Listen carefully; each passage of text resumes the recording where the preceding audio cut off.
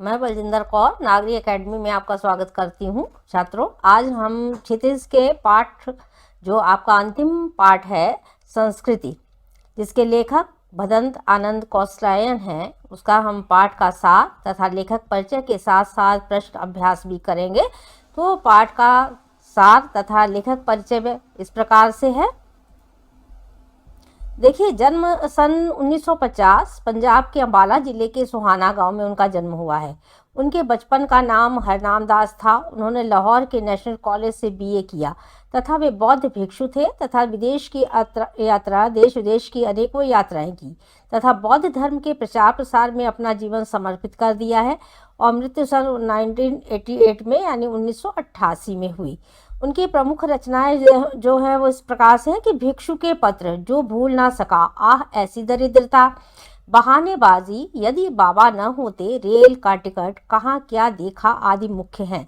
बौद्ध धर्म से संबंधित कई मौलिक और अनुदित अनेक ग्रंथ हैं तथा जातक कथाएं। ये जातक कथाएं बौद्ध धर्म में ही हैं, तो इसलिए आपको, क्योंकि उससे वे बहुत प्रभावित हैं। और साहित्यिक विशेषताएं इस प्रकार से है। लेखक भगदंत जो है आनंद जी ने देश विदेश की यात्राएं की, अनुभव प्राप्त किया तथा अपने सृजन को और अधिक समृद्ध किया है ज्ञान के माध्यम से, यात्राओं के माध्यम से। हिंदी साहित्य सम्मेलन प्रयाग और राष्ट्रभाषा प्रचार समिति वर्धा के माध्यम से देश विदेश में हिंदी का प्रचार प्रसार करने में अपनी महत्वपूर्ण भूमिका भी अदा की। वे गांधी जी के व्यक्तित्व से तथा कृतित्व से भी अत्यंत प्रभावित है। उनकी भाषा सहज है, सरल है, बोलचाल की भाषा थी। उनके निबंध, संस्मरण, यात्रा वृत्तांत तथा रचनाएं अत्यंत ही लोगों को जो है प्राप्त हो रही हैं और उनकी मुख्य रचनाएं जो थी अत्यंत ही प्रभावित करने वाली रही हैं।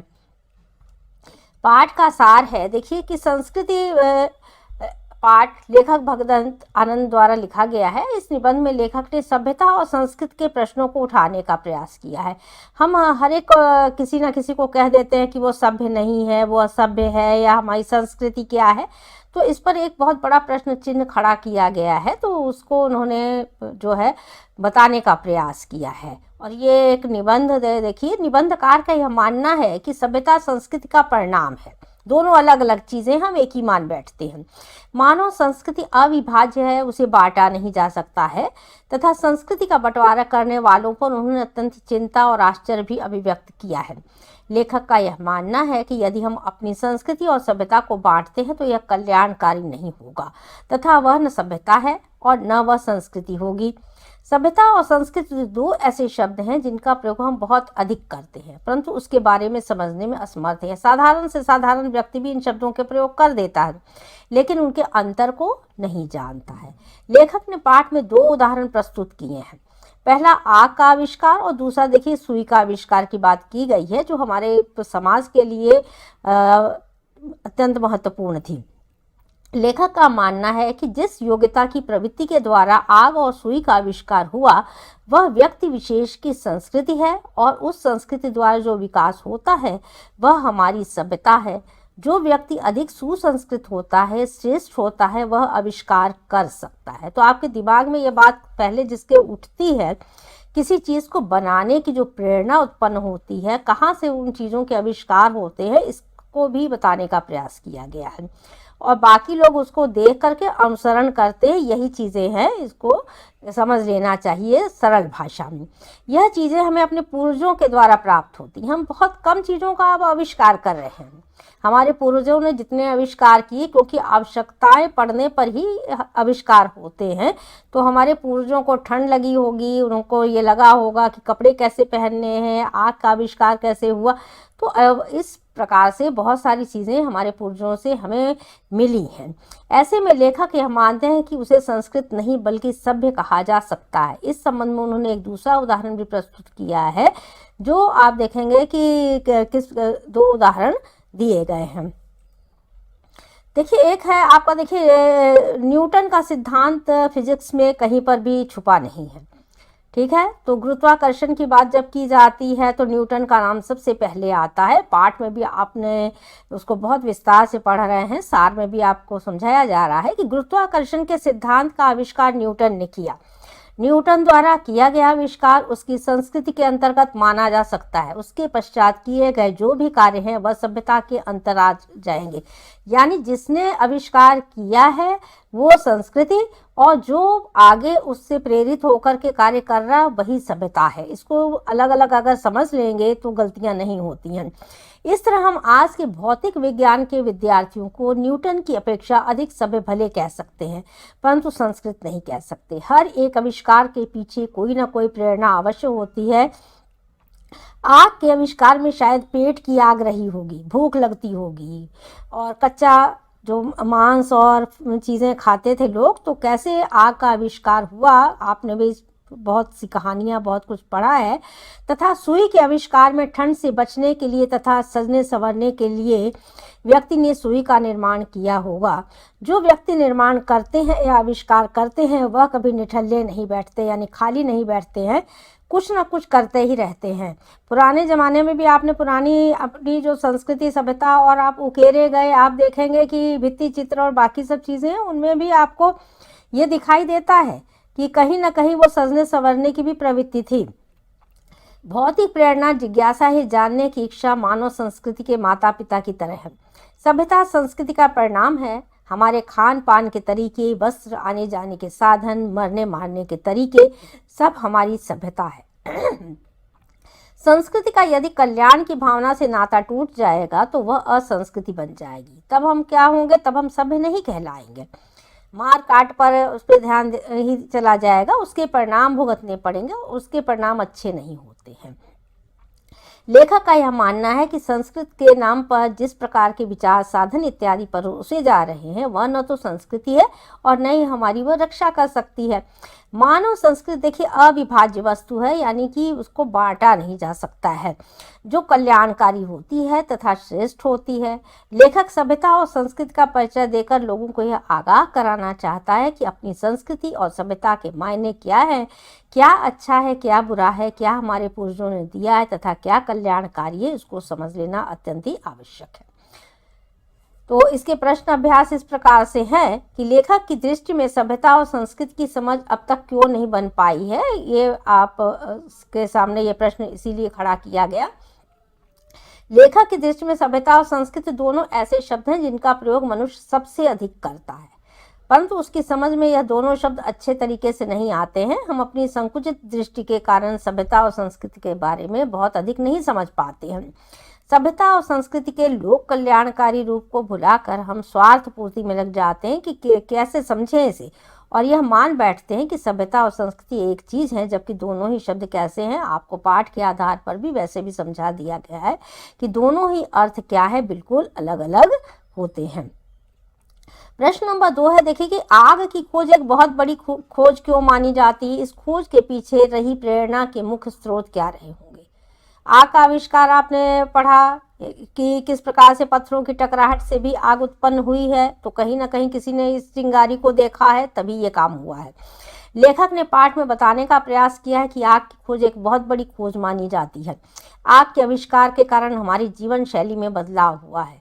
हमने भोजन को पकाकर खाना सीख लिया, आग से कई कार्य हमारे सुचारू हो गए। आप देख रहे हैं कि धातुओं को गलाने का काम जो था वो आग के माध्यम से अभी भी होता, पहले भी होता रहा होगा, तभी बर्तन इत्यादि भी बने हैं।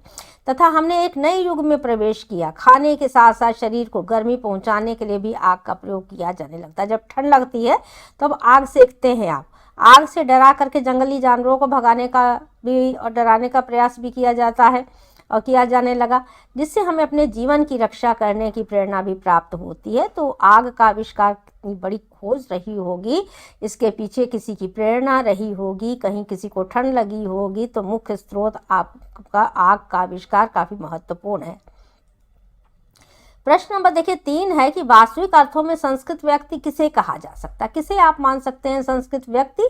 प्रश्न किया गया है। लेखक का मानना है कि वास्तविक अर्थ में संस्कृत व्यक्ति उसे कहा जा सकता है जिसमें बुद्धि है, ज्ञान है, विवेक है, प्रेरणा है, दर्शन है, किसी को जानने की किसी चीज़ की जिज्ञासा है जो उससे नए नए आविष्कार कराती है, इस प्रकार का व्यक्ति सुबह से जनता के कल्याण के लिए निस्वार्थ भाव से कार्य करता है। वो अपने कल्याण की भावना के साथ साथ दूसरों का कल्याण करना चाहता है, लोगों के लिए वह चिंतित रहता है, उसके हित का कार्य करने की भावना उसमें सदा उत्पन्न होती रहती है तथा वह दूसरों को सुखी देखना चाहता है कि कोई ऐसे आविष्कार करे जिससे कि लोगों के अंदर जो है कुछ ना कुछ उनको वो प्रदान करना चाहता है निस्वार्थ भाव से। प्रश्न नंबर 4 देखिए, न्यूटन को संस्कृत मानव कहने के पीछे कौन से तर्क दिए गए हैं? न्यूटन द्वारा प्रतिपादित सिद्धांतों एवं ज्ञान की कई दूसरी बारीकियों को जानने वाले लोग भी न्यूटन की तरह संस्कृत नहीं कहला सकते हैं, क्यों? एक बहुत बड़ा सिद्धांत आप देख रहे हैं, तो इसलिए न्यूटन का सिद्धांत आज भी प्रसिद्ध है और अनेकों वैज्ञानिक आविष्कार तथा बहुत सारी चीजें कल्याणकारी उसी पर आधारित है। परंतु जिसने यह आविष्कार किया, जिसके अंदर यह कल्याणकारी प्रवृत्ति थी, वह संस्कृत व्यक्ति था।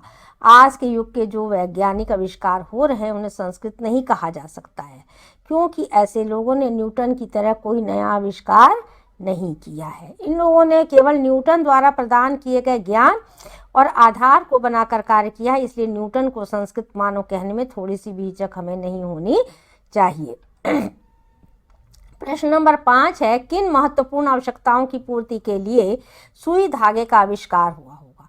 सुई धागों से आप देख रहे हैं अनेकों कलाकृतियां, अनेकों चीजें जो हैं, कपड़े सिले गए, सब कुछ हुआ, तो सुई कितनी महत्वपूर्ण है वो छोटी सी। तो मनुष्य की सभ्यता और संस्कृति का विकास बहुत ही धीमे धीमे हुआ है, इतनी तेजी से नहीं हुआ जितनी तेजी से हम आज कर रहे हैं। आज जो कुछ भी हम हैं वह हमारे पूर्वजों द्वारा प्रदान की गई चीज़ें हैं, चाहे वह हमारी सभ्यता हो या संस्कृति। मानव की आवश्यकताओं ने, जब हम आदि मानव रहे होंगे, तन ढकने तथा शरीर को गर्म करने की आवश्यकता ने आविष्कार कराए। व्यक्ति के दिमाग में देखिए, सबसे पहले लोहे के टुकड़े को घिसकर उसके एक सिरे को छेद कर उसमें धागा डालकर कपड़े के 2 टुकड़ों को एक कर देने की बात दिमाग में जब आई होगी, तो उस वक्त कपड़ा सिलकर पहनने का काम शुरू हुआ होगा तथा शरीर में गर्मी और कच्चे भोजन को पकाकर खाने के लिए जब 2 पत्थरों में आग उत्पन्न हुई होगी, तो किसी के दिमाग में इस गर्मी और ऊर्जा के निर्माण की बात आई होगी, तो भोजन पकाकर खाने की प्रक्रिया शुरू हुई होगी। इस प्रकार सुई और धागे का निर्माण हुआ और मानव सभ्यता हमारी आगे बढ़ी है। आपने देखा, पहले आदि मानव जो है मांस का कच्चा खाते थे, फिर उसके बाद उसको टांग करके पका करके खाने लगे हैं। तो सभ्यता और संस्कृति हम ऐसे नहीं कह सकते हैं कि हमारे पूर्वजों ने कहीं किसी ने जो है पता नहीं मांस इत्यादि को खाया होगा कि नहीं। बहुत से ऐसे लोग रहे होंगे जो फल फूल इत्यादि पर अपना पेट भरते थे, कुछ मांस खा करके कच्चा भरते थे, फिर पका करके खाने लगे हैं। तो इस प्रकार से आप देख रहे हैं, सुई धागा और आग का जो निर्माण हुआ वो बहुत ही महत्वपूर्ण है। प्रश्न नंबर 6 है, मानव संस्कृति एक अविभाज्य वस्तु है। किन्हीं 2 प्रसंगों का उल्लेख कीजिए जब है मानव संस्कृति की विभाजित करने की चेष्टा की गई। विभाजित करना बांट देना से तात्पर्य होता है। मानव संस्कृति को हम अपने अपने तरीके से हम बांट दे रहे हैं, अलग अलग देश, राष्ट्र, भाषा, संस्कृति और सब तरीकों से हमने उसको बांट दिया है, लेकिन ऐसा नहीं है।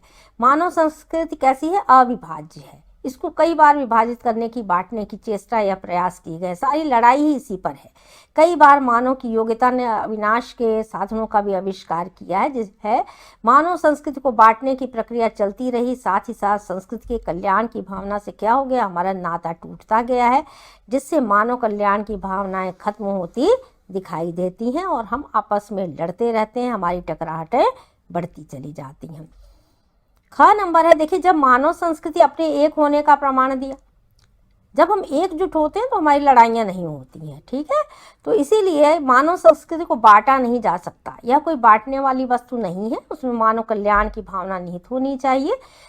इसका उदाहरण स्वरूप देखिए, रूस का भाग्य विधाता कहलाने वाले ने अपने डेस्क में रखी हुई डबल रोटी के टुकड़ों को खाकर स्वयं तो अपना पेट भरते थे ही, पर आवश्यकता पड़ने पर दूसरों को खिला देते थे। ये भी एक उदाहरण दिया गया। वह किसी को भूखा देखना नहीं चाहते थे। ये कार्ल मार्क्स के उसमें कहा गया है कि उस समय इतनी गरीबी थी, लेकिन वो कुछ ना कुछ करने के लिए तैयार थे। समझ रहे हैं? तो मानव संस्कृति को बांटने की आवश्यकता नहीं होती, एकजुट होकर के हम अपनी समस्याओं के समाधान निकालने होते हैं। संसार के मजदूरों को सुखी देखने के लिए भी सारा जीवन अभावों और दुखों में उसने अपना जीवन क्या कर दिया है, व्यतीत कर दिया है। महात्मा बुद्ध ने सब कुछ त्याग दिया था, घर बार राजपाट और वैरागी जीवन जो है अपना लिया था। तो जब मानव संस्कृति अपना एक होने का प्रमाण देती है, एकजुट हो जाती है और कल्याण की भावना से निहित होती है, तो वही मानव संस्कृति श्रेष्ठ होती है। और प्रमाण इसके हमारे भारतवर्ष में सभी जगह पे भी मिले हैं। 7 नंबर, आशय स्पष्ट कीजिए। मानव की जो योग्यता उससे आप विनाश के साधनों का आविष्कार कराती है, हम उसे उसकी संस्कृति कहें या असंस्कृति कहें। तो संस्कृति असंस्कृति, संस्कृति ही लिख गया फिर तो असंस्कृति होगा। लेखक ने संस्कृति और असंस्कृति जैसे शब्दों का प्रयोग करके बताने का प्रयास किया है कि संस्कृति का संबंध मानव कल्याण से है। संस्कृति मानव समाज और सभ्यता के लिए कल्याण की वस्तु है। व्यक्ति जब अपनी बुद्धि तथा योग्यता से ऐसे आविष्कार करने लगता है जिसका प्रयोग मानव विनाश के लिए किया जाने लगता है, तो वह संस्कृति नहीं होती, वे असंस्कृति हो जाती। जैसे आप जो है संस्कृति में कल्याण के तत्व अति आवश्यक है। मान लिया जाए जैसे कि कहीं पर आप तरह तरह के औजार, हथियार, इस तरह के जब आविष्कार ज़्यादा होने लगते हैं, तो ये हमारी असंस्कृति पर हमारी संस्कृति पर हावी होने लगते हैं। इसीलिए जो समाज कल्याण की बात की जाने लगती है, तो ये साधन जब इस तरह के होते हैं, आप देख रहे हैं जिस तरह से कई युद्ध जो है इस पर आधारित हो सकते हैं, जिसने मानव का जो है आप देख रहे हैं कि नाश किया है। तो संस्कृति, सभ्यता और असंस्कृति को आप बहुत अच्छे तरीके से समझ सकते हैं कि कहीं पर भी लड़ाई झगड़े से कल्याण की भावनाएं नहीं होती हैं। तो इस प्रकार से आपने संस्कृति और सभ्यता के अंतर को समझ लिया है। पाठ के सार, लेखक का परिचय, प्रश्नों के उत्तर, वीडियो को पूरा देखें, अत्यंत ही महत्वपूर्ण पाठ है। और एग्ज़ाम के हिसाब से चैनल को सब्सक्राइब करें, वीडियो को लाइक करें तथा शेयर करें। धन्यवाद।